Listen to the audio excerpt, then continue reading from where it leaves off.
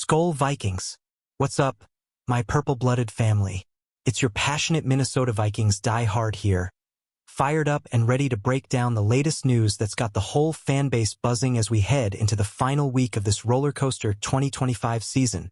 Picture this: we've clawed our way back from a brutal start, stringing together a 4-game winning streak, including that dominant Christmas Day beatdown of the Lions 23-10.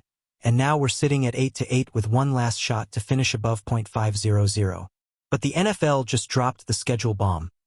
Our Week 18 rivalry clash against those Green Bay Packers is locked in for Sunday, January 4th, at noon Central Time right here at US Bank Stadium on CBS.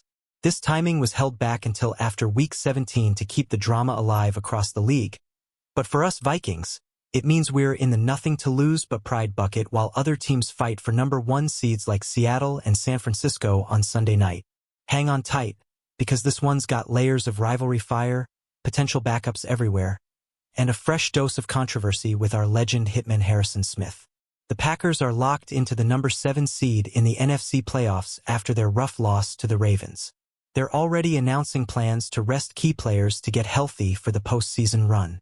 Think about it. Jordan Love might sit if there's any doubt, their defense could be light, and this becomes a prime opportunity for our Vikings to roll in and dominate. We've got momentum on our side after that Christmas thriller where Brian Flores' unit forced turnovers and shut down Detroit. Winning this would give us 5 straight victories and a 9-8 record. Talk about ending the year on a high note and building that winning culture Kevin O'Connell preaches. But let's get real, revenge is sweet. Remember that embarrassing 23-6 blowout loss at Lambeau back in November? This is our chance to flip the script at home, in front of the loudest purple crowd, and send a message even if the standings don't change.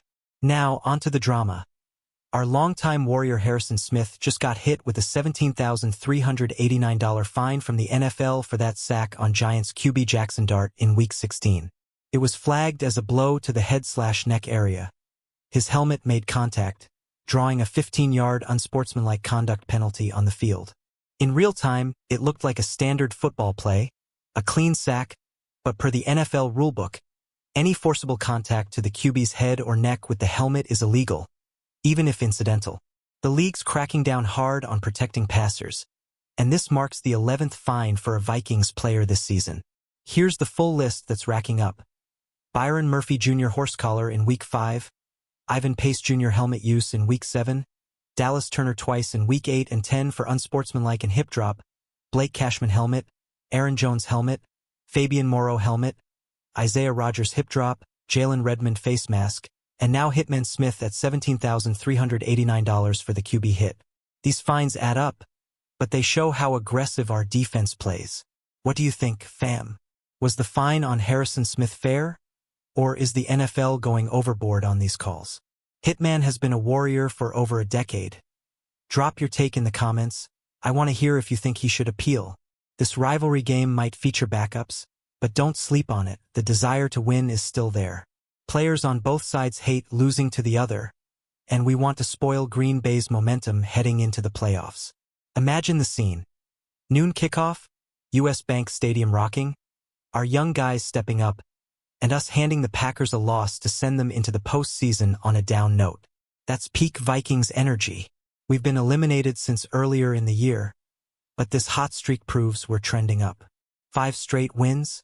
That's the foundation for next season's push back to the top of the NFC North.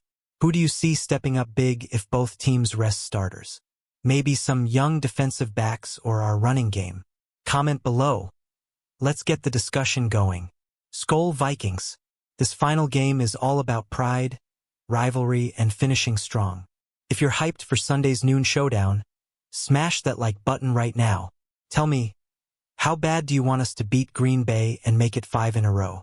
And what's your prediction for the score? I read every comment. Subscribe and hit the bell for all the latest Minnesota Vikings news updates. We're coming back stronger in 2026. Share this with your fellow Purple fans. Let's pack the comments and get this video everywhere. Skol forever. Let's get this W at home. The Minnesota Vikings will be facing the Green Bay Packers at noon on Sunday afternoon. The NFL waits until the end of Week 17 to announce when each team will play in Week 18. They do this to keep as much drama as possible, with some games having significant meaning while others don't impact anything other than NFL draft position.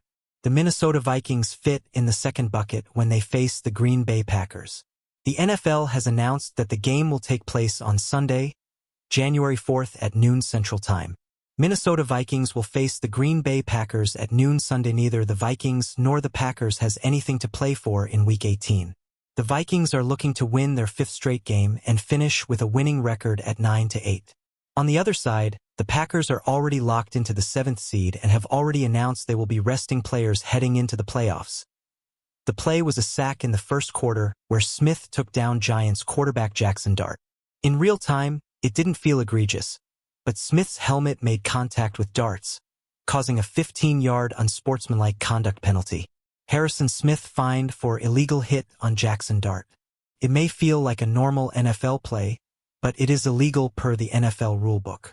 A passer who is standing still or fading backward after the ball has left his hand is obviously out of the play and must not be unnecessarily contacted by an opponent through the end of the down or until the passer becomes a blocker or a runner, or, in the event of a change of possession during the down, until he assumes a distinctly defensive position.